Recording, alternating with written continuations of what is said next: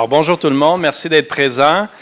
Bienvenue à cette conférence Jacques Parizeau. C'est une conférence annuelle qu'on fait à la chaire chaque année. Mon nom est Pierre-Carl Michaud, je suis professeur à HEC Montréal. Je suis titulaire de cette chaire qui existe depuis maintenant 2 ans. Donc, la conférence Jacques Parizeau est une conférence grand public. On veut de vulgarisation, de rencontre entre un chercheur qui excelle dans son domaine au niveau international, qui vient nous parler dans des termes simples, dans des termes qu'on peut tous comprendre, d'une grande problématique. Aujourd'hui, bien sûr, on va parler de climat, d'environnement. C'est clairement pas besoin de justifier ce choix-là. Donc, c'est un grand plaisir d'avoir Christian Gaulier avec nous cette année. Christian est non seulement un professeur donc à la Toulouse School of Economics, mais en fait, il joue un grand rôle dans cette institution qui est maintenant devenue une institution internationale. Donc, depuis très longtemps, en 2007, avec Jean Tirole, il a aidé à créer la fondation Jean-Jacques Lafond TSE. Il l'a d'ailleurs dirigé de 2009 à 2023, je crois, ou 2024. Il est depuis 2 ans directeur de l'école de TSE, donc un homme avec des grandes responsabilités qui a réussi à trouver une semaine pour venir faire un voyage en Amérique du Nord dans ces temps si paisibles, ici sur le continent. Donc, Christian, pour ceux qui ne le connaissent pas, a d'abord débuté sa carrière en faisant des recherches sur l'incertain, sur le risque, dans des domaines, par exemple, traditionnels comme l'assurance, la consommation, la finance. Mais très rapidement, s'est intéressé à des enjeux de long terme, en particulier l'environnement, donc les risques climatiques, et d'autres enjeux de long terme, comme par exemple, comment on évalue les investissements de long terme que nos gouvernements font, que ce soit en infrastructure ou dans d'autres domaines. Et bien sûr, les dimensions de risque sont extrêmement importantes dans ces enjeux-là. Donc, moi, Christian, son livre « The Economics of Risk and Time » a été sur ma table de chevet quand j'étais étudiant pendant je ne sais pas combien d'années. C'était, pour moi, je l'ai connu à travers ça, à travers ce que Georges Dionne nous racontait dans ses cours de Christian, de ses travaux, pourquoi c'était important. Mais on voit bien que ces travaux-là, qui à l'origine étaient peut-être un petit peu plus théoriques, ont pris vraiment, se sont incarnés dans les problématiques du jour. Donc, c'est un grand plaisir d'avoir Christian avec nous aujourd'hui, qui va venir nous parler, donc, un titre, je crois, d'un prochain livre ou de quelque chose qu'il est en train d'écrire, donc l'action climatique entre anges et démons. Donc, Christian, on va te donner 45 minutes pour faire ta présentation. On va garder une très bonne période de questions à la fin d'au moins 30 minutes. Donc, s'il vous plaît, gardez vos questions plutôt pour la fin. Ça va favoriser les échanges et puis, comme ça, on va pouvoir échanger. Donc, je suis sûr qu'il va y avoir beaucoup de questions. Donc, Christian, on va te laisser la parole. Je crois que tu as déjà, toi, ton micro bien installé. Normalement, vous devez m'entendre avec le micro. C'est parfait. Donc oui, merci beaucoup pour l'invitation. Bon appétit. Alors, je suis un petit peu gêné de venir vous parler du climat aujourd'hui, alors qu'on a le sol qui se dérobe sous nos pieds avec un autre problématique de commerce international. Mais néanmoins, il y a un lien entre les deux, en fait. Dans les deux cas, on a une opinion publique et la plupart des politiques qui ne comprennent rien au sujet d'économie et de l'économie climat et d'un problème d'économie, comme le problématique du commerce international. Et c'est cette incompréhension sur laquelle je vais m'étendre beaucoup sur le climat, en fait, elle n'est pas très éloignée de ce qu'on pourrait dire sur le débat et la crise actuelle que nous vivons dans le cadre de la guerre commerciale qui se déclenche et qui devient assez catastrophique. On retrouve finalement des ordres de grandeur dans les désastres économiques qu'on pourrait avoir dans les deux cas assez similaires. Et donc, en fait, derrière tout ça, en fait, il y a un sujet pour nous, économistes, qui est on construit des nouvelles connaissances scientifiques dans le domaine, mais je crois qu'on n'est pas très bon, et en fait, on est dans un échec radical de notre profession envers le reste du monde, dans notre capacité à transmettre un savoir, une compréhension des mécanismes qui gouvernent notre monde. Et cet échec de transmission de ce savoir se traduit aujourd'hui dans ces désastres qui sont économiques et écologiques. Et donc, des gens comme Jacques Parizeau, qui sont des premiers ministres et aussi des économistes, mais on en manque. Voilà. Donc moi, je vais me concentrer sur, pas le sujet du jour, le sujet du climat.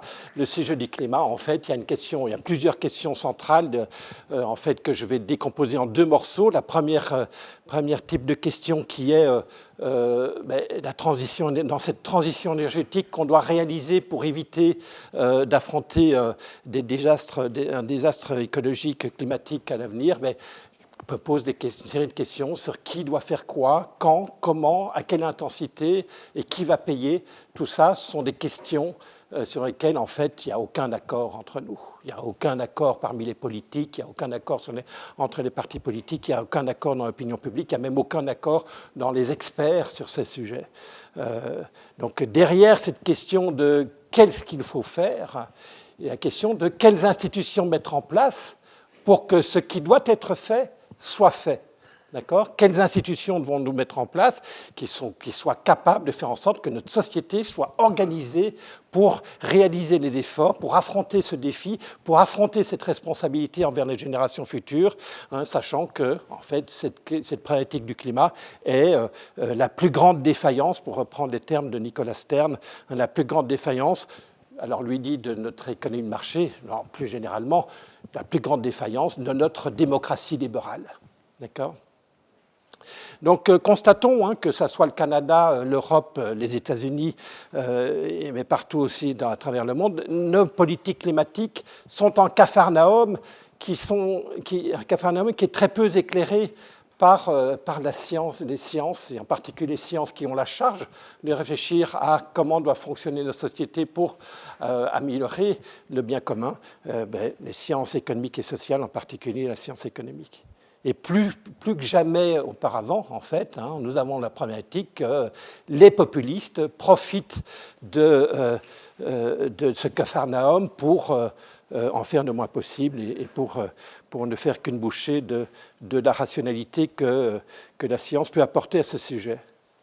Et donc, un des sujets sur lesquels je travaille, notamment avec mon co-auteur Marcel Boyer, nous avons un papier qui va paraître dans Le Monde sur ce que le Canada et l'Union européenne pourraient faire pour réagir face à l'abandon des États-Unis au milieu du gué sur l'accord de Paris.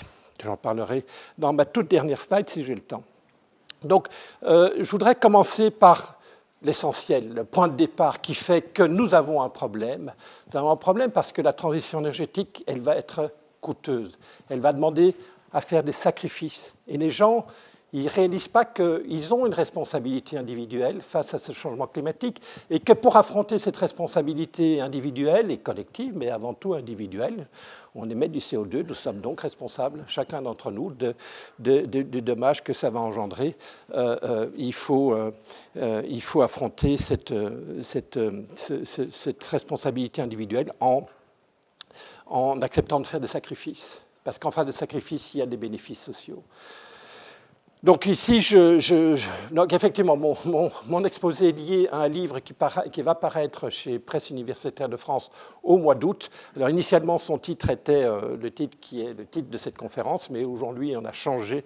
Vous savez que dans un manuscrit, l'éditeur ne contrôle rien, le texte, c'est l'auteur qui le décide, mais il y a une chose sur laquelle l'éditeur a le contrôle, c'est le titre. Donc j'ai négocié un nouveau titre avec mon éditeur qui s'appelle « Économie de l'inaction politique, de l'inaction climatique », excusez-moi, et le « in » étant entre parenthèses. Donc ici, je vous présente quelques actions climatiques qui se retrouvent dans mon premier chapitre de mon livre, qui est consacré aux coûts liés à la transition énergétique. Je vais juste je prendrai beaucoup trop de temps pour faire tout ça, et ce sont des calculs de quantame, mais qui prennent du temps pour être faits. Je vais juste prendre 2-3 exemples. L'exemple que je préfère, c'est l'exemple de l'acier. Dans le cas de l'acier, eh bien, pour produire une tonne d'acier avec la méthode normale du charbon et du haut fourneau, vous devez émettre 2 tonnes de CO2. Une tonne d'acier, pour l'obtenir, il faut brûler une certaine quantité de charbon qui fait que vous émettez 2 tonnes de CO2. Et en fait, il existe aujourd'hui des technologies sur le papier de décarbonation de l'acier en utilisant de l'hydrogène fabriqué avec de l'électricité verte. Et vous remplacez le charbon par l'hydrogène à la fois comme vecteur de chauffage et comme vecteur de réduction. de l'oxyde de fer. Et ça vous permet effectivement de produire un acier identique à celui qui sort des hauts fourneaux aujourd'hui. Sauf qu'évidemment, au lieu d'émettre du CO2, vous émettez de la vapeur d'eau. Vous remplacez les atomes de carbone par les atomes d'hydrogène. Et donc ces oxydes de ça fait, au lieu de faire du CO2, ça fait de la vapeur d'eau. Mais pour cela, effectivement, essentiellement, les coûts sont aujourd'hui estimés à être 2 fois plus élevés que l'acier produit par les fourneaux. L'acier produit par les fourneaux aujourd'hui coûte à peu près $500 la tonne d'acier. Ça émet 2 tonnes de CO2. Si l'acier décarboné coûte 1 000 € à produire, vous avez donc 500 € de plus pour économiser 2 tonnes d'acier. Ça fait 2 tonnes de CO2, ça vous fait donc environ 250 € la tonne de CO2 évitée, en obligeant toutes les sidérurgistes du monde de remplacer leurs hauts fourneaux par des arcs électriques et de l'hydrogène. Donc 500 € la tonne de CO2 évitée, c'est pas rien. Ça double le coût de production de l'acier aujourd'hui. Deuxième exemple, aujourd'hui, vous le savez, aux États-Unis, on est en train de massivement remplacer le charbon par le gaz naturel pour produire de l'électricité. Et Trump a signé hier 4 nouveaux décrets executive order pour tenter de maintenir une production électrique à base de charbon. Mais en fait, chaque kilowattheure produit avec du gaz naturel plutôt qu'avec du charbon divise par 2 la quantité de CO2 émise par kilowattheure produit. Le gaz naturel émet 2 fois moins de CO2 que le charbon pour produire ce kilowattheure. Et donc, quand vous faites les calculs, le différent, évidemment, il se fait qu'aux États-Unis, grâce au gaz de schiste, eh bien, le gaz naturel est moins cher que le charbon pour produire de l'électricité. Et donc, vous gagnez sur les 2 tableaux. Vous gagnez à la fois en remplaçant le charbon par du gaz naturel, vous réduisez vos coûts et vous réduisez vos émissions de CO2. Et donc, le coût par tonne de CO2 évité, là, est négatif. Il est de moins 80 € par tonne de CO2. C'est le seul exemple que je donne dans mon bouquin d'action dans lequel on gagne sur les 2 tableaux. Et donc, vous l'avez bien vu, aux États-Unis, on n'a pas eu besoin de politique publique particulière pour inciter les électriciens américains remplacer depuis une quinzaine d'années le charbon par le gaz naturel. Et Trump, je pense, n'y pourra rien dans les années à venir. Et donc, les États-Unis ont essentiellement réduit leurs émissions de CO2 depuis 10 ans grâce à cette bascule naturelle organisée par les marchés pour réduire les émissions de CO2. Puis finalement, dernier exemple, j'aime bien aussi parce que je suis de Toulouse et à Toulouse, on produit des avions Airbus. Et bien évidemment, Toulouse s'inquiète de devenir le prochain Détroit parce que demain, on ne pourra plus avoir d'avion parce que l'avion émet trop de CO2. Et bien, une des solutions, une seule solution scalable qu'on pourrait utiliser sans avoir besoin de modifier la structure des avions, sans avoir besoin d'allouer des terres agricoles pour la production d'énergie, c'est le e-kérosène, le kérosène synthétique qui est produit à partir, lui aussi, d'hydrogène fabriqué à partir d'électricité verte. L'hydrogène, vous pouvez l'utiliser dans des processus pour produire l'équivalent du kérosène issu du fracking du pétrole, mais ça coûte entre 5 et 10 fois plus cher que le prix actuel, et avec la chute des prix du baril sur le marché, c'est sans doute encore plus. Et donc ça revient en fait autour de 1 000 € par tonne de CO2 évité, de demander à l'industrie aéronautique de remplacer le kérosène fossile par du kérosène synthétique. Et donc, voyez en fait un ensemble d'actions avec des coûts très hétérogènes, extrêmement hétérogènes, permettant de réduire d'1 tonne de CO2 ces émissions. Et donc, voyez de ce tableau, voyez différentes choses. Première chose, la transition va être coûteuse, à part le phénomène naturel qui est en train de se passer aux États-Unis, remplaçant le charbon par le gaz naturel pour produire de l'électricité. Toutes les autres activités tendant à réduire l'émission de CO2 sont des activités qui vont augmenter les coûts de production. D'accord ? Et donc, sans intervention, n'attendons pas que les marchés, que les agents économiques, que les consommateurs, que les producteurs fassent naturellement les efforts de décarbonation. Mais bien entendu, derrière l'effort de réduction des émissions de CO2, derrière ces coûts, il y a un bénéfice sociétal qui est, en n'émettant pas ce CO2, vous évitez des dommages écologiques, des dommages environnementaux, des dommages au bien-être des générations futures, qu'il faut évidemment intégrer si on veut réfléchir à quelle est la meilleure stratégie, comment intégrer cette problématique climatique dans nos actions de production et de consommation. Et donc, évidemment, il y a un pendant au chapitre 1 du coût de l'action climatique, il y a le pendant qui est le chapitre 2, qui est le coût de l'inaction climatique. Et là, évidemment, je vais vous parler des accords de Paris. Dans les accords de Paris, on a décidé de réduire, de rester en dessous de 2 degrés Celsius d'augmentation de la température moyenne de la Terre, ce qui correspond à un budget carbone mondial autour de... Aujourd'hui, alors c'est entre 800 et 1000 gigatonnes de CO2 qu'on peut encore émettre avant de passer la barre des 2 degrés Celsius. Derrière cette contrainte climatique, il y a un prix, une valeur carbone qui est le niveau de... qui correspond à, donc, pour les mathématiciens, le multiplicateur de Lagrange associé à la contrainte de carbone, mais qu'on va appeler valeur carbone. Et en fait, la stratégie, évidemment, parce qu'évidemment, ces centrales, au-delà de l'objectif écologique, qui est l'objectif économique, on a bien, et les Gilets jaunes en France l'ont bien rappelé, nous avons bien envie d'avoir un pouvoir d'achat qui ne soit pas détérioré, pas trop détérioré par le financement de ces efforts de décarbonation. Et donc, évidemment, l'objectif est d'atteindre un niveau de pouvoir d'achat le plus élevé possible sous une contrainte c'est la contrainte climatique que je viens de vous rappeler. Par exemple, en Europe, nous avons décidé de réduire de 55% les émissions de CO2 d'ici 2030 par rapport à 1990.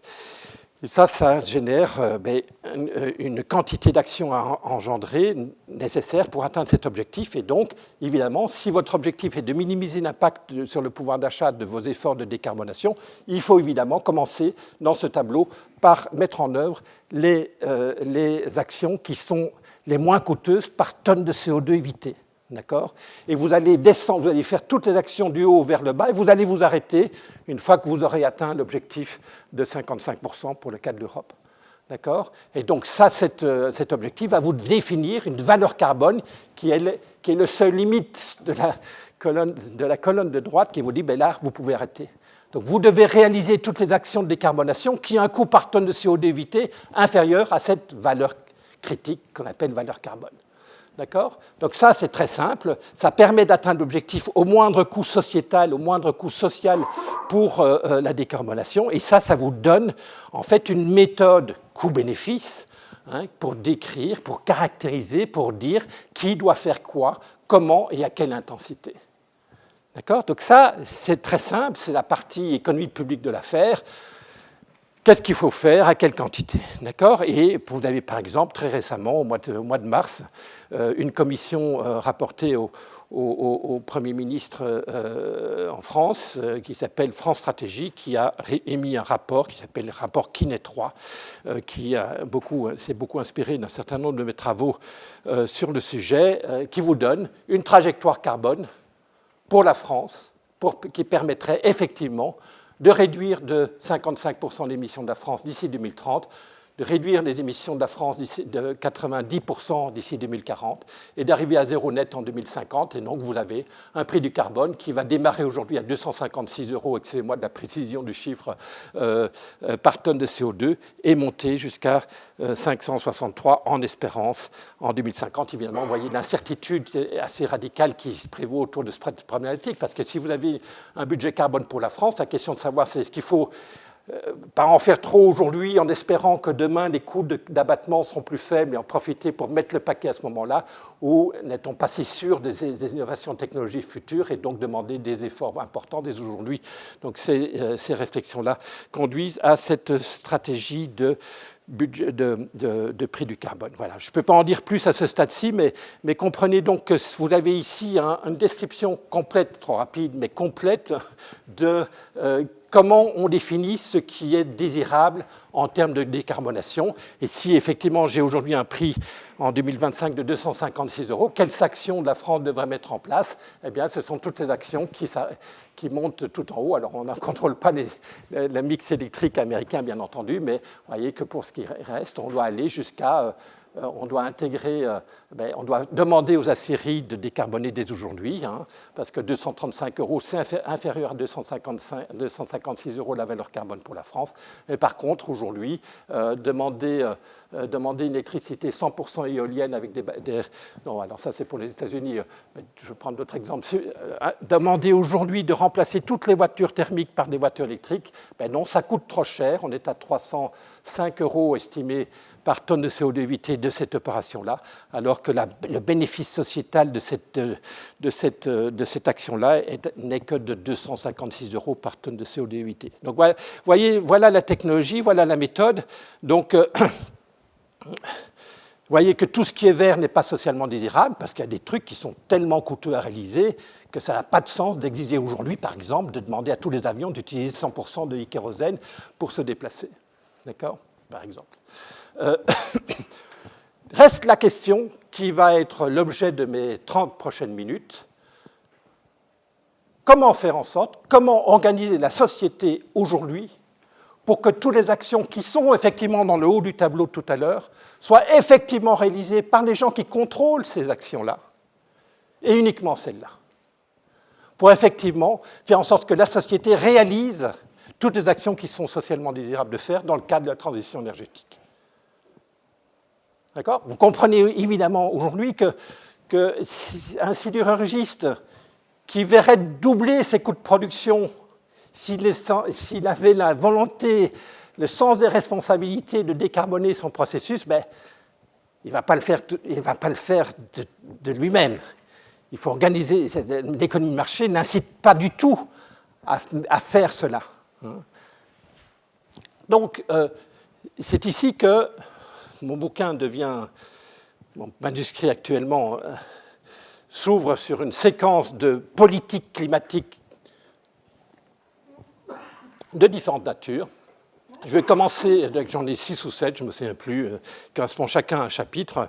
Je commence par les engagés, c'est-à-dire, est-ce qu'on peut demander simplement aux agents économiques aujourd'hui de faire les efforts qui sont socialement désirables de faire, étant donné les conséquences du changement climatique pour les générations futures. Donc, l'engagement citoyen, l'engagement corporate, l'engagement des politiciens pour faire ce qui est socialement désirable de faire. Alors, je vais commencer par l'engagement citoyen. Je vais être assez rapide parce que, en fait, l'expérience naturelle des 30 dernières années montre que l'engagement citoyen, certes, il existe, mais n'a absolument pas réussi à aboutir aux résultats désirés. Nous sommes en 2025, ça fait 35 ans aujourd'hui, si je base de 1990, la date à partir de laquelle les opinions publiques, les politiques et les entreprises ont compris qu'émettre du CO2, ce n'était pas bien. On émet au moins 50% de plus aujourd'hui de CO2 qu'on en émettait en 1990. Donc, la compréhension des problèmes, l'intégration, la compréhension du risque de nos comportements n'a pas eu pour effet, cette prise de conscience n'a pas eu pour effet que chacun intègre ses conséquences dans les décisions pour acheter des voitures électriques, pour décarboner le mix électrique, pour produire de l'acier décarboné, etc., etc. Donc voilà, l'expérience naturelle nous montre que ça n'a pas marché, quoi. Même avec des actions politiques spécifiques, ça n'a pas donné. L'exemple, la moitié des voitures l'année dernière vendues dans le monde étaient des SUV. C'est quand même pas extraordinaire. Alors, effectivement, les économistes, notamment mon collègue Jean Tirole à Toulouse, avec son co-auteur Roland Benabou, ont bien montré qu'on peut effectivement espérer un engagement personnel pour faire du bien. C'est l'homo economicus étant remplacé par un homo socialis ou quelque chose du genre, qui ferait qu'en fait, les individus se sentent concernés par l'image qu'ils donnent d'eux-mêmes aux autres. Les gens ont une préférence pour l'estime d'eux-mêmes. L'estime de soi qui peut être obtenue grâce à la démonstration d'actions positives qui sont peut-être sacrificielles pour soi-même et qui engendrent du bien-être autour de soi, eh bien, il y a des motivations intrinsèques pour les réaliser. D'accord ? Et donc, effectivement, on peut compter là-dessus. Et effectivement, c'est une bonne action que de demander à des entreprises de faire le meilleur employé du mois qui vient à vélo plutôt que de prendre sa voiture personnelle, des choses du genre, et mettre en valeur ces comportements prosociaux. Néanmoins, les économistes expérimentaux en particulier ont bien montré que ça ne marche pas vraiment. Au début, effectivement, quand on fait appel à ces comportements prosociaux, il y a une volonté, effectivement, de participer. Et quand on voit d'autres faire des efforts, ça donne l'envie de faire aussi des efforts soi-même, même s'ils sont sacrificiels et si ça apporte du bien-être pour autrui, parce que les autres nous seront reconnaissants et donc on aura une meilleure reconnaissance sociale dans le groupe. Mais néanmoins, les expériences qui sont faites dans le domaine montrent que, par exemple, quand on fait jouer le jeu du financement de biens publics, eh bien, au fur et à mesure qu'on voit que finalement on est plus prosocial que les autres qui sont en train de faire du free riding sur mes propres comportements positifs, bien, finalement ma motivation pour continuer à faire de soutenir ces comportements prosociaux s'érode. Et à la fin, c'est chacun pour soi, tous contre tous. Donc ça ne marche pas. On peut aussi, et on en parle beaucoup dans les business schools, on peut aussi demander si les gens ne sont pas capables de le faire, peut-être que les entreprises vont sauver la planète. Si les citoyens sont incapables de sauver la planète, demandons aux entreprises de sauver la planète. D'accord ? C'est le ESG, Environmental, Social and Government, critère, c'est la finance verte, c'est la finance climatique, etc. Alors, qu'est-ce qu'on peut espérer de ça ? Alors, là aussi, on n'a pas beaucoup de choses, de victoires à se mettre sous la dent. D'abord parce que dans un monde en concurrence, une entreprise sidérurgique qui accepterait de passer à l'arc électrique et à l'hydrogène vert verrait ses coûts de production doublés par rapport à ses concurrents et donc serait effectivement responsable, mais failli. D'accord ? Donc ça n'apporte rien. J'appelle ça les fuites de carbone industrielles. C'est les industriels qui font des efforts voient leurs coûts de production augmenter. Parce que si le coût de production est baissé, il n'y a pas de problème du pro-social, là. C'est purement recherche du profit.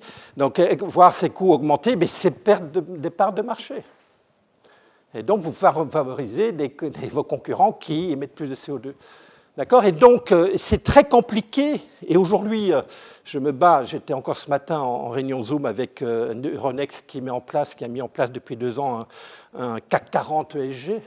Et aujourd'hui, ils se sont bien plantés, je ne veux pas rentrer dans les détails, mais sont en train de réviser parce qu'il y a un backlash important, réviser leur méthode. Mais quelle est la bonne méthode pour déterminer ce que c'est qu'une entreprise responsable dans un monde en concurrence, où être responsable, c'est accepter des coûts plus élevés et donc perdre des parts de marché, voire tomber en faillite.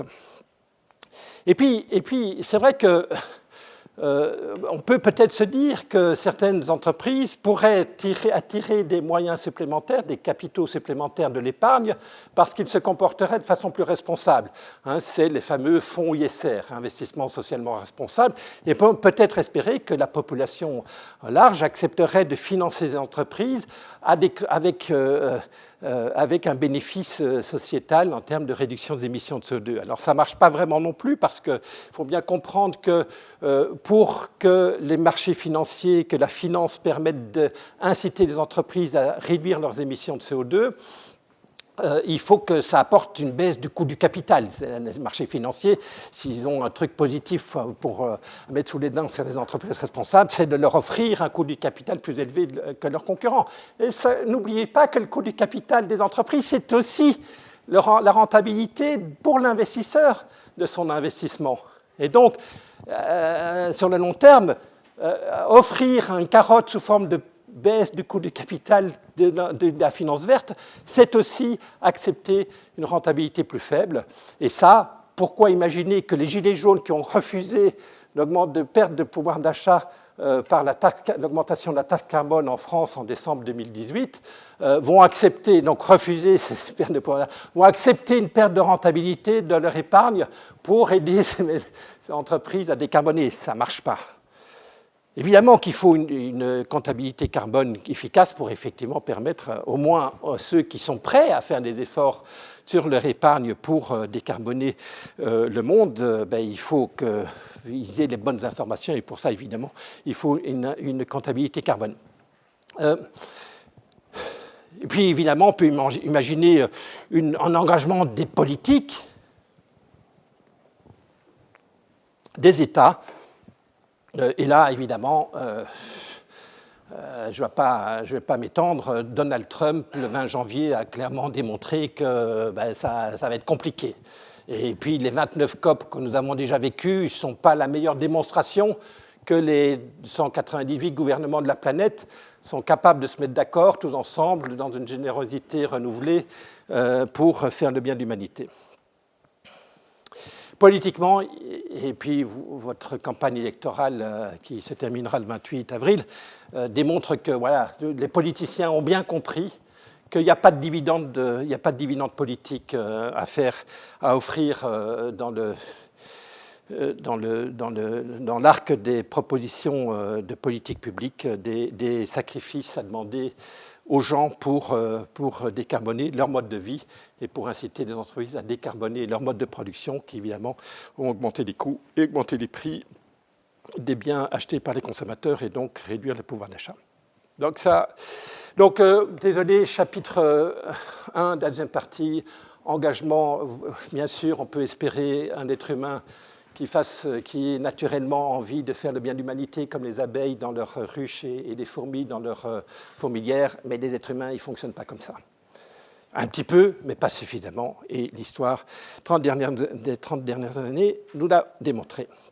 Deuxième solution, ce que j'appelle le chapitre, donc, le Léviathan écologique, l'idée de, finalement, si les citoyens ne veulent pas faire des efforts, mandons un Léviathan, un despote climatique, qui va nous obliger à faire les choses qu'on ne veut pas faire nous-mêmes. Et vous avez partout sur Terre des tas d'exemples comme ça. En France, on a la Convention citoyenne pour le climat qui a été réunie après le mouvement des Gilets jaunes et qui a conclu en 149 propositions d'action climatique. L'essentiel de ces actions était on va obliger les gens de faire ça, les entreprises de faire ceci, etc., etc. Un exemple que j'aime beaucoup, parce que au moins celui-là va dans le bon sens, c'est en France, les cafetiers ne peuvent plus installer des chaufferettes sur leurs terrasses ouvertes. D'accord ? Ça, c'est évident, c'est une bonne chose à faire, que l'analyse coût-bénéfice entre le coût par tonne de CO2 de l'action qui est lié au fait que vous aurez moins de clients parce que vous avez une petite salle et l'extérieur, c'était bien pour faire consommer les gens. Étant donné le fait que cette chaleur s'évapore tout de suite dans l'espace, c'est un peu complètement ignorant. Mais puis il y a des tas d'autres actions qui sont beaucoup plus problématiques. Et pour les gens qui réfléchissent dans cet esprit du Léviathan écologique, il y a l'idée de réduire la durée de nos douches, de modifier la structure de contenu de nos assiettes, réduire la taille de nos logements, etc., etc. L'exemple 2035, interdiction de la voiture thermique. En Allemagne, interdiction du chauffage au gaz. Interdiction en France depuis le 1er janvier 2025 de louer des passoires thermiques qui posent des problèmes pour les ménages modestes qui ne trouvent plus à se loger. Interdiction en France depuis 2023 de vol aérien entre deux villes dans lesquelles il y a une connexion en moins de 2h30 par une alternative de transport public type train, etc., etc. Interdiction d'accès au centre-ville pour les voitures les plus polluantes, etc., etc. Alors tout ça, c'est inflationniste parce que obliger les uns et les autres à décarboner, Je vous rappelle que quand même, ce qui a fait un des éléments moteurs de la prospérité des 2 derniers siècles, du dernier siècle et demi, c'est l'accès à une énergie facile à utiliser, pas chère. Le pétrole, le gaz naturel, le charbon, ça coûte super pas cher. Et tout ça, évidemment, le Léviathan, il va vous obliger à utiliser des choses qui sont plus chères, des sources d'énergie plus chères. Et donc ça, c'est inflationniste.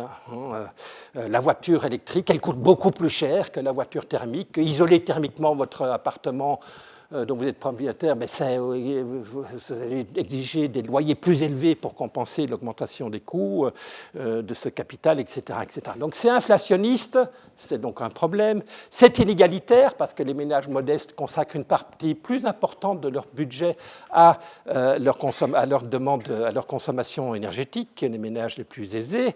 Donc ça, c'est une taxe déguisée de nature régressive, et puis évidemment, c'est liberticide, je n'ai pas besoin de revenir là-dessus.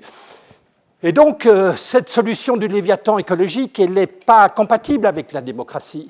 Et vous avez différents auteurs, et je remercie d'ailleurs Marcel de m'avoir rappelé le commentaire de Jean-Claude Juncker, qui est ancien président de l'Europe et ancien Premier ministre du Luxembourg. Nous savons tous ce qu'il faut faire, nous les politiques, mais nous ne savons pas comment nous faire réélire une fois que nous l'aurons fait. Al Gore a dit quelque chose de même tonneau. Le minimum d'efforts scientifiquement nécessaire pour combattre le réchauffement de la planète dépasse largement le maximum politiquement faisable pour ne pas perdre les prochaines élections. Marc Carney a compris tout ça. Il a abandonné la tarification carbone, en tout cas pour les consommateurs, si je comprends bien, en dehors du Québec, je comprends ça aussi, pour tenter de gagner l'élection de la fin de ce mois. Et puis évidemment, Donald Trump, il a bien compris tout ça et il est en train de bazarder toute politique climatique rationnelle sur le reste du continent nord-américain. Et puis alors, vous avez d'autres gens qui réfléchissent à un Léviathan un petit peu de façon contournée. On ne peut pas contrôler le gouvernement, mais on peut contrôler les juges qui contrôlent le gouvernement. Et alors, moi, je suis tout à fait d'accord qu'il faut condamner les politiciens qui ne tiennent pas leurs promesses validées par la loi. Par contre, en Europe, on a, dans différents pays, des exemples encore assez récents, d'où des juges condamnent des politiques parce que les politiques ne veulent pas mettre en place des politiques que les citoyens qui les ont élus ne veulent pas. D'accord ? Donc, voilà, les Pays-Bas, le gouvernement des Pays-Bas a été condamné il y a quelques années pour ne pas être suffisamment ambitieux dans la politique de décarbonation des Pays-Bas. C'est un problème de démocratie. Si le peuple élit des gouvernements qui mettent en place leur plateforme électorale dans laquelle on ne demande pas de sacrifice aux citoyens, et les citoyens ont élu ces partis-là parce qu'ils ne demandaient pas de sacrifice, comment pourrait-il être possible que les juges puissent condamner ces gouvernements contre la volonté du peuple? Donc on a un petit problème, je n'ai pas de réponse à la question, je réfléchis beaucoup avec mes collègues juristes de l'université Toulouse-Capitole, on n'a pas encore vraiment convergé. Et puis, on a des backlash, on a le climate backlash contre ce Léviathan. Effectivement, toutes ces politiques sur l'investissement dans l'éolien, sur les problèmes de zones à faible émission en France, sur la révolte des chaudières en Allemagne. Enfin bref, vous voyez tout ça, et vous en avez certainement des exemples au Canada ou au Québec. Aujourd'hui, nous avons un réel backlash. Les politiques climatiques percent de partout, et les politiques commencent à s'inquiéter de leur popularité chaque fois qu'ils mettent en place des contraintes de nature Léviathan. Une version extrême de ça, c'est un autre chapitre, c'est la décroissance, les tenants de la décroissance. C'est-à-dire, au fond, les versions extrêmes de Léviathan, c'est de dire je vais faire plus qu'interdire et bannir et imposer des normes, je vais résoudre le problème en baissant la consommation, en faisant l'inverse de la prospérité. En fait, leur credo, c'est de dire il y a un lien inamovible entre niveau de PIB et niveau des émissions. Ce couplage-là, il est inamovible. Et donc, si vous voulez réduire les émissions, vous devez réduire la consommation. D'accord ? Ça, c'est le credo de base des décroissantistes, des théoriciens, des tenants de la décroissance. Vous avez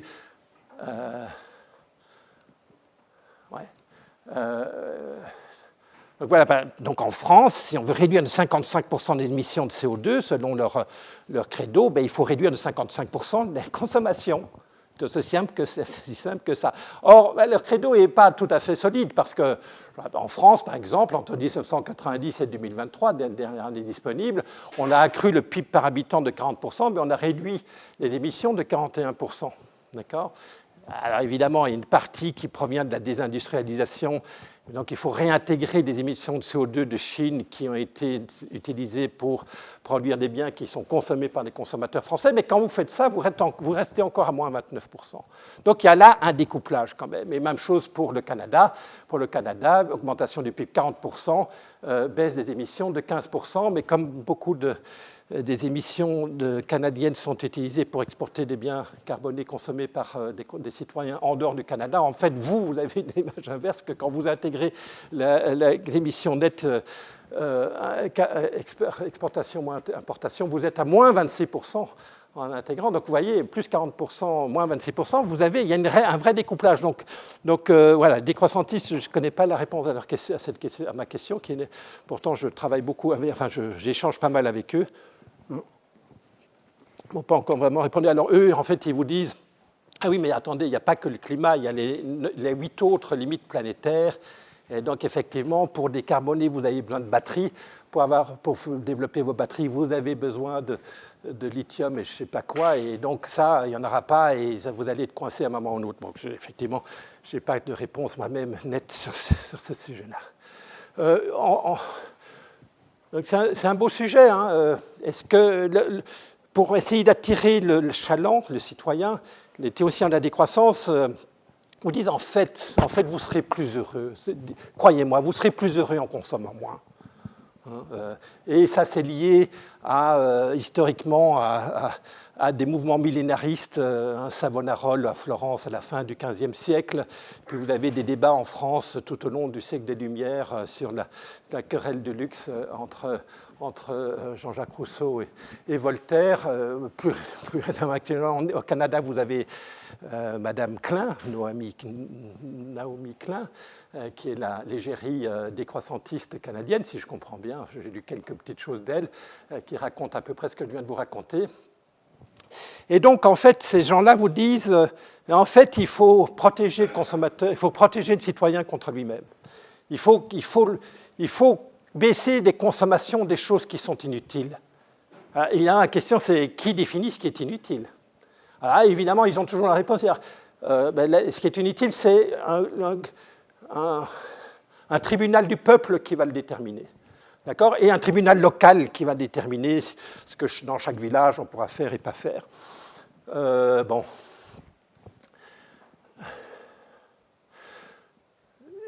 Alors, un autre problème, c'est ces gens de la décroissance, ils n'expliquent jamais comment ils vont faire pour convaincre le peuple d'aller dans cette direction-là. Évidemment, il n'y aura jamais de majorité. Enfin, de mon vivant, je ne pense pas qu'il n'y aura jamais une majorité dans un pays démocratique de l'Occident qui acceptera de réduire la consommation de 50% pour atteindre les objectifs définis par ce mouvement philosophique et social. Mais bon, la question, leur vrai problème, c'est qu'ils n'ont pas de proposition institutionnelle pour résoudre le problème. Ils ont peut-être ces tribunaux locaux qui vont déterminer qui va pouvoir consommer quoi. Mais bon, voilà. J'ai Delphine Batho, qui est l'ancienne ministre de l'écologie, qui, elle, dit c'est pas difficile, il suffit d'exiger que tout le monde passe à mi-temps. On va tous travailler à mi-temps. Alors quand le journaliste lui dit, mais à mi-temps, mais avec quelle rémunération? On maintient les salaires, mais on travaille à mi-temps. Alors évidemment, tout le monde est d'accord. Sauf que macroéconomiquement, ça ne marche pas. Si vous produisez 2 fois moins de biens et services, il faut consommer 2 fois moins de services. Et donc, si vous continuez à maintenir les salaires inchangés, vous avez une inflation de 50%. Quoi. Donc, bon, voilà. Bon, j'en dis pas plus. Je pense que... il y a peut-être des décroissantistes dans la salle, je serais plaisir de discuter avec eux de ce point-là, peut-être dans les discussions que nous aurons à l'issue de cette présentation. Il me reste 5 minutes. Donc un autre Une autre politique climatique qui a beaucoup de vent en poupe, c'est, en particulier dans la jeunesse, c'est de dire on ne va rien demander aux consommateurs et on va juste demander aux producteurs d'énergie fossile de réduire leur production. On va garrotter la production, on va garrotter les consommateurs, on va réduire de 10%, puis de 20%, puis de 50% l'offre de pétrole, de charbon et de gaz naturel. Et effectivement, ça va marcher. Si vous produisez moins de pétrole, ben on consommera moins de pétrole et donc on émettra moins de CO2, il n'y a pas de problème. La question, c'est par quel mécanisme économique ça va passer. C'est clair, mais on n'a pas besoin d'être économiste pour comprendre que, et on l'a vu avec la crise énergétique en Europe en 2022, quand vous réduisez l'offre de produits fossiles, vous faites exploser les prix, en particulier parce que la demande est très inélastique, vous faites exploser les prix d'équilibre sur un marché pour effectivement que la consommation baisse de la quantité produite et atteindre le résultat. Et donc, très rapidement, donc ça veut dire, ça c'est génial pour Total Energy, ExxonMobil, BP et Shell. Et vous leur offrez un monopole gratuit.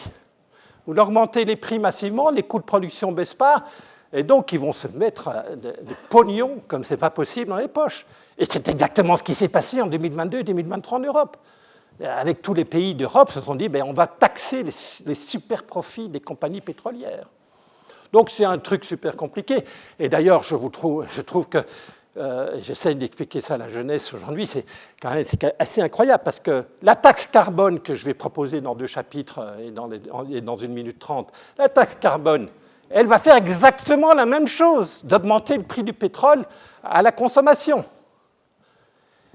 Et donc réduire la consommation, et donc réduire les émissions. Il n'y a qu'une seule différence avec ces activistes type Just Stop Oil, que vous avez peut-être au Canada, mais qui sévissent surtout en Grande-Bretagne. Il n'y a qu'une seule différence entre la taxe carbone et cette proposition-là, c'est où va l'argent ? L'argent, la taxe carbone, elle va dans la poche de l'État et peut être utilisée pour des tas de politiques sociales utiles. Alors que cette solution-là, elle met l'argent dans les poches des actionnaires de Total Energy, BP, etc. C'est ça qu'on veut, c'est ça que la jeunesse veut. Enfin, comment ça se fait que la jeunesse n'est pas pour la taxe carbone au lieu de cette action-là ? Je ne comprends pas. Alors, très rapidement, parce que ça aussi, ça a le plomb dans l'aile, crésus vert, c'est-à-dire on va rien demander aux consommateurs, on ne va rien demander aux producteurs, on va juste sortir le portefeuille. On va sortir le chéquier du Trésor et on va payer tous les chèques de tous les efforts, de tous les agents économiques pour qu'ils, chaque fois qu'ils ont une action à faire de décarbonation qui a un coût par tonne de CO2 évité inférieur à la valeur carbone, ils vont appeler le Premier ministre et leur demander « Tiens, paye-moi pour que je le fasse ». D'accord ? Donc, les politiques de subvention, meilleur exemple, mais un peu daté aujourd'hui, c'est l'Inflation Reduction Act. L'Inflation Reduction Act va faire ça. L'idée n'est pas mauvaise.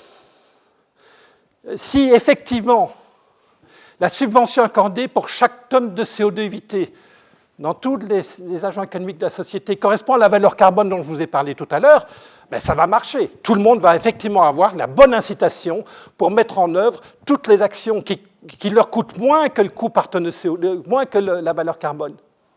D'accord ? Et vous voyez bien qu'avec cette subvention fine-tunée où chaque action, l'État va mesurer la quantité de grammes de CO2 qui va être évité grâce à ça et donner le nombre de centimes de dollars correspondant à la valeur carbone multipliée par le bénéfice, par la réduction d'émissions, tout le monde va avoir la super bonne incitation pour faire tout ce que j'ai défini comme socialement désirable dans mes 2 premiers chapitres. D'accord ? Et ça demande pas mal de fine-tuning, parce que ça demande effectivement de savoir, quand je remplace ma voiture thermique par une voiture électrique, combien de tonnes de CO2 ça va éviter pendant toute la durée de vie de ma voiture. Ça, c'est assez compliqué. Et puis, il faut que derrière, l'expert il fasse le bon calcul, 256 €, sauf que la voiture, elle va durer pendant 15 ans, et que pendant ces 15 ans, la valeur carbone va évoluer selon la courbe que vous avez vue tout à l'heure. Et il faut faire un petit calcul qui est un peu sophistiqué pour déterminer quelle est la subvention à l'achat de la voiture électrique qui permet effectivement de donner la bonne incitation à faire cette action-là. Et l'IRA, Inflation Reduction Act, fait ça extrêmement mal. Quand vous regardez effectivement les différents axes de l'IRA, vous voyez qu'elle met implicitement des valeurs carbone qui sont très différentes les unes des autres. Et donc, une extraordinairement mauvaise allocation des efforts de décarbonation. Il y a plein, dans l'IRA, il y a plein d'actions de décarbonation qui ne sont pas subventionnées, donc aucun soutien, donc aucun effort, alors que les coûts de décarbonation de ces actions sont faibles. Au lieu de ça, on va faire d'autres efforts qui coûtent beaucoup plus cher parce que les subventions sont beaucoup plus importantes. Je n'en dis pas plus, c'est un problème. En France, vous avez des trucs du même tonneau qui ne s'appellent pas Inflation Reduction Act, mais qui ont les mêmes résultats. Et puis, il y a un problème aussi dans les subventions, c'est ce qu'on appelle l'effet rebond. La plupart du temps, la subvention n'est pas donnée par tonne de CO2 évité, elle est donnée dans une action, typiquement, par exemple, remplacer ma voiture thermique par une voiture électrique, ça ne donne pas exactement une subvention pour la tonne de CO2 évité, ça donne une subvention pour l'achat de la voiture électrique. Or, le problème de la voiture électrique, la voiture électrique, elle coûte très cher à l'achat, mais elle coûte super pas cher à l'utilisation. Hein. Par kilomètre parcouru, ça coûte 2 centimes l'électricité utilisée dans la voiture électrique, alors que dans votre voiture thermique actuelle, ça coûte plutôt 10 centimes par kilomètre parcouru, le prix de l'essence. D'accord, alors c'est pour la France, vous avez du pétrole moins cher ici. Voilà. Et donc, évidemment, les propriétaires de voitures électriques, ils vont rouler beaucoup plus, c'est beaucoup moins cher, en coût marginal. Ça appelle ça l'effet rebond. Donc, le fait que les subventions ne ciblent pas directement les réductions d'émissions de CO2 conduisent à une mauvaise incitation à la décarbonation, j'en dis pas plus. Et puis finalement, j'irai jusqu'à 1h07. Voilà, effectivement. C'est pour ça que j'ai mis la solution dans le dernier chapitre, pour être sûr de pouvoir terminer. OK, ben voilà, vous avez la solution. La taxe carbone que vous avez décidé d'abandonner. Mais peut-être pas, finalement. Je lis les journaux il y a 3 semaines, mais en fait, ça sera peut-être juste pour la durée des élections. On verra bien. Et oui, effectivement, j'en parlerai dans la toute dernière slide. En fait, c'est quoi le problème fondamental? C'est que les agents économiques, c'est gratuit pour eux d'émettre du CO2, alors que ce CO2 engendre un dommage à autrui. Et donc, il n'y a pas d'incitation pour chacun d'entre nous à intégrer, les économistes utilisent le mot internaliser, à faire en sorte que chacun internalise les conséquences de ses actes sur le bien-être d'autrui. C'est ça le problème fondamental. Il y a des coûts par les sacrifices liés aux actions. Il y a des bénéfices sociétaux, mais ces bénéfices sociétaux ne sont pas intégrés par les ménages quand ils décident de prendre leur voiture plutôt que le vélo pour aller au boulot le matin.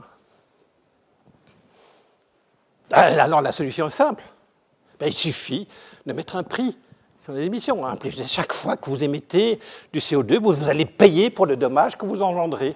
Et ça permet de réaligner la myriade des intérêts spécifiques de cette planète sur l'intérêt général. Faire en sorte que chaque fois que vous créez un dommage, vous payez pour ce dommage. Vous faites comme si vous étiez la victime de votre propre irresponsabilité. Et donc ça, en intégrant cette valeur carbone sous la forme d'un prix que vous devez payer, vous voyez bien, ce n'est pas qu'un saut terminologique.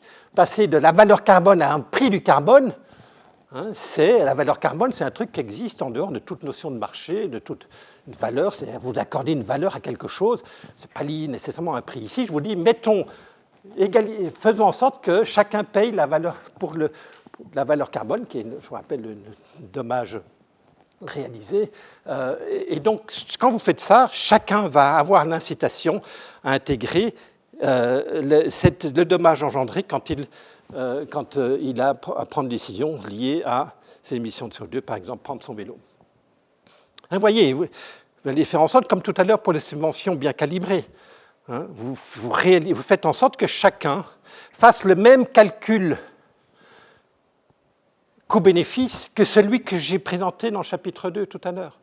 Vous allez faire en sorte que chacun va dire, OK, ça va me coûter de réduire les émissions de CO2, ça va me coûter, je ne sais pas moi, 200 € par tonne de CO2 évité, mais comme je ne vais pas devoir payer 256 € le prix du carbone aujourd'hui, eh ben, c'est désirable que je le fasse, je gagne 6 € dans cette action. Donc toutes les actions qui me coûtent moins que le prix du carbone, je vais avoir un intérêt à les réaliser.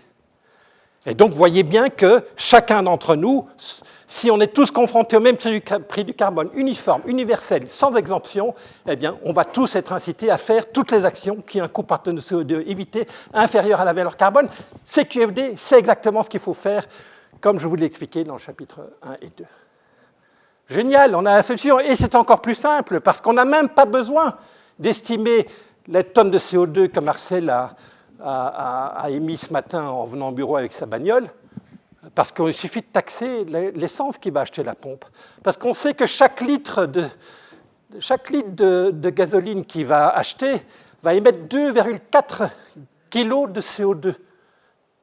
Et donc, si vous transférez ça à 256 € par tonne de CO2 pour les 2,4 kg dans le litre d'essence que Marcel a acheté, eh bien, il va recevoir la bonne incitation par l'augmentation du prix du pétrole qu'il va acheter à la pompe. Il va dire « Ah mais non, l'essence coûte vraiment trop cher, je vais prendre mon vélo pour venir ce matin au boulot. » Non, non et non. Prix universel, sans exemption, Marcel. C'est simple, c'est super simple. Il suffit de taxer toutes les énergies fossiles à la sortie de la mine ou à la frontière du Canada. Hein. C'est super simple. Il n'y a pas 36 000 sources de points d'entrée de ces énergies fossiles sur le territoire canadien. Donc c'est super facile à faire. Comparé aux subventions de tout à l'heure, c'est une simplicité biblique. OK. Bon. Tout ça lié pour les non-économistes, il y a souvent un problème lié à la compréhension de la taxe carbone. Beaucoup de gens pensent que la taxe carbone, ça sert à créer un revenu fiscal qui est utilisé pour financer des actions de décarbonation.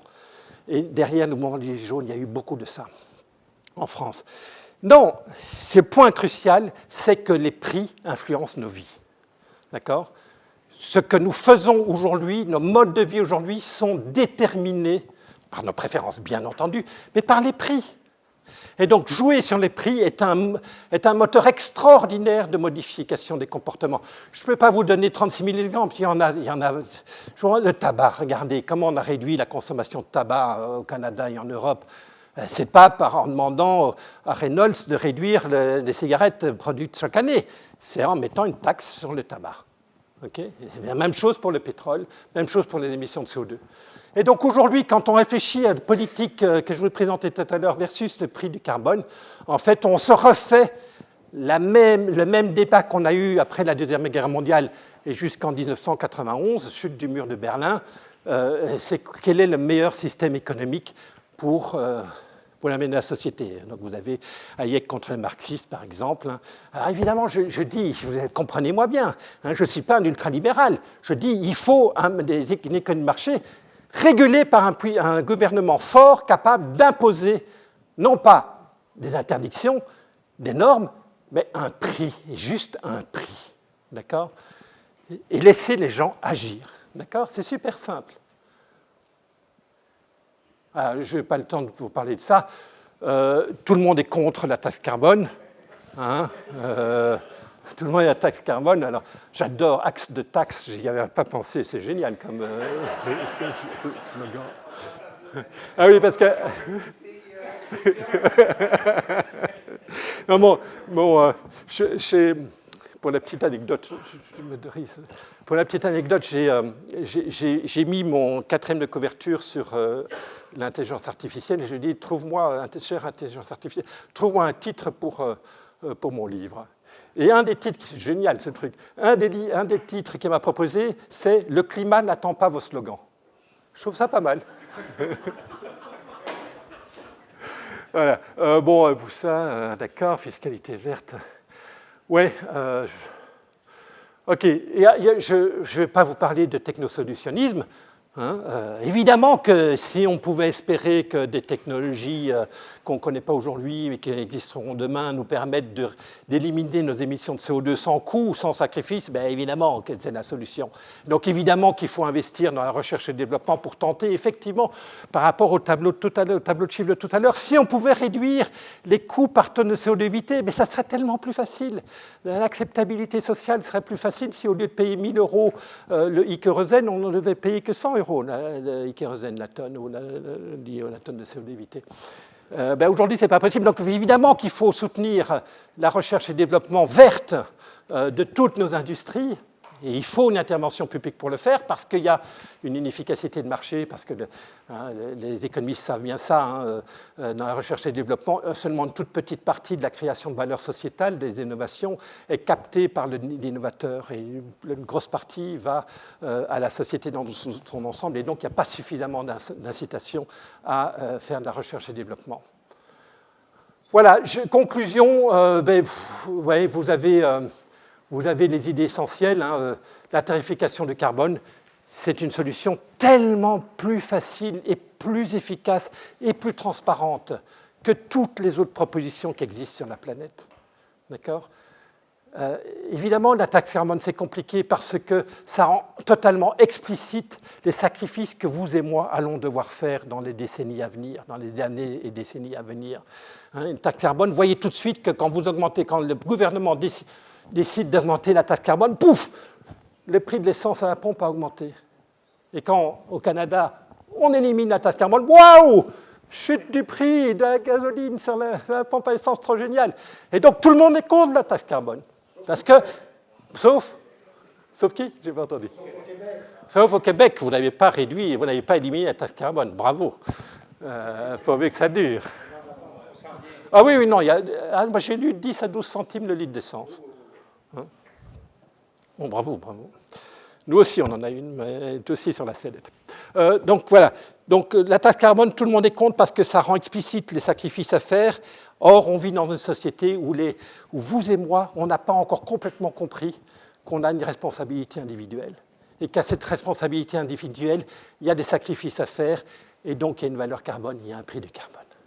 Voilà. Dernier point, si vous avez 2 minutes, c'est mon dernier slide que j'ai rajouté hier soir. J'ai écrit avec Marcel un papier qui va sortir dans Le Monde, il est accepté, mais on ne sait pas quand il va sortir, une proposition qui ferait une alliance entre le Canada et l'Union européenne, évidemment avec la Grande-Bretagne.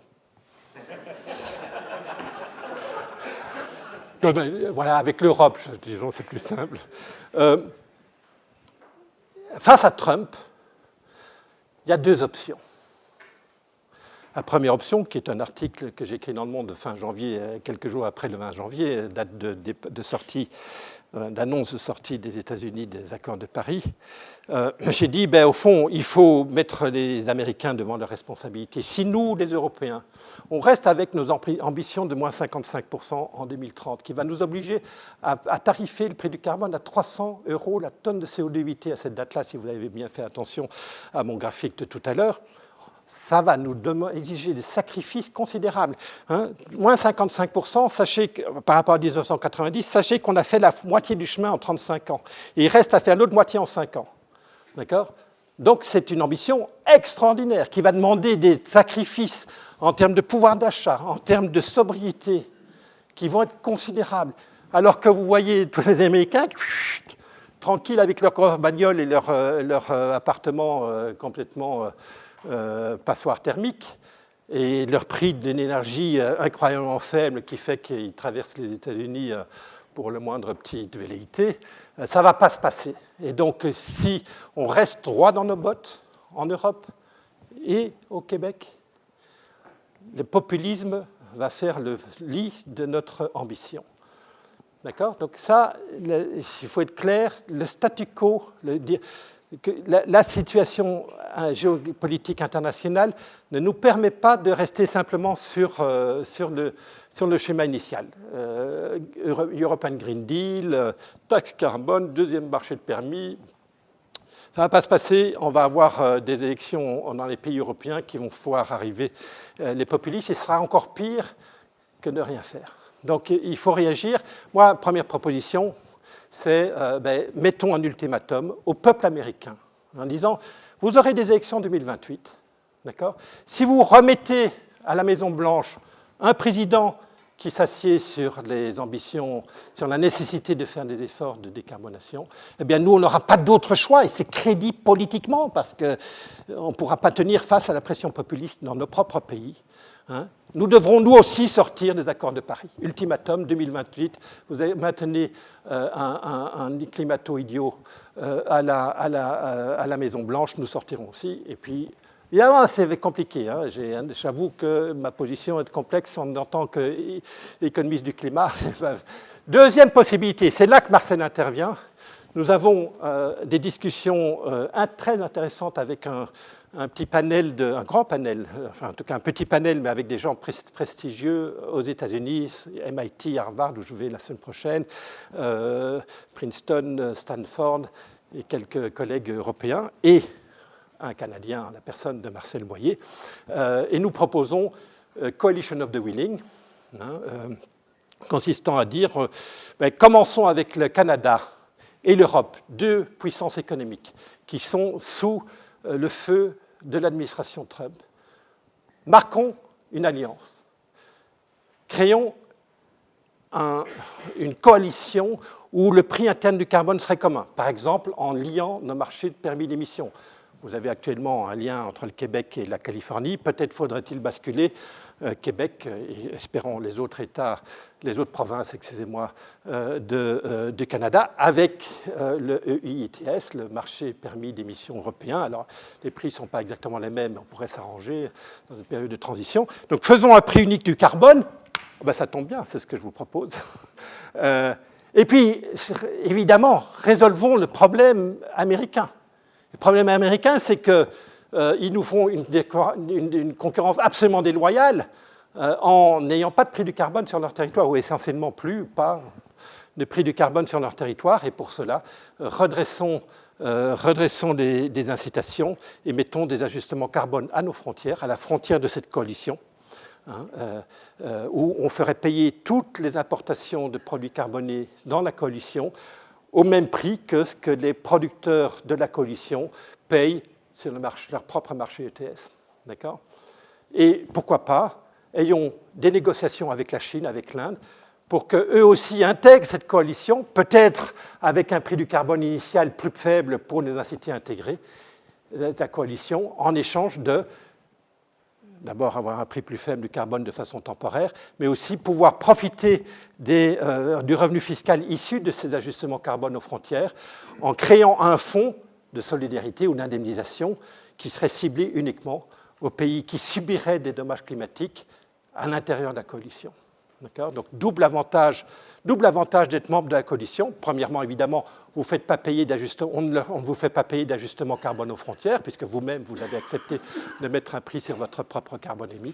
Et deuxièmement, on vous donne le bénéfice d'utiliser les revenus extraits de la taxe aux frontières pour indemniser les dommages que vous subissez vous-même. Il y a plein de choses à discuter autour de ça, bien entendu, mais je m'arrête là et j'ai largement dépassé mon temps. Je vous en excuse. Je suis désolé. Voilà.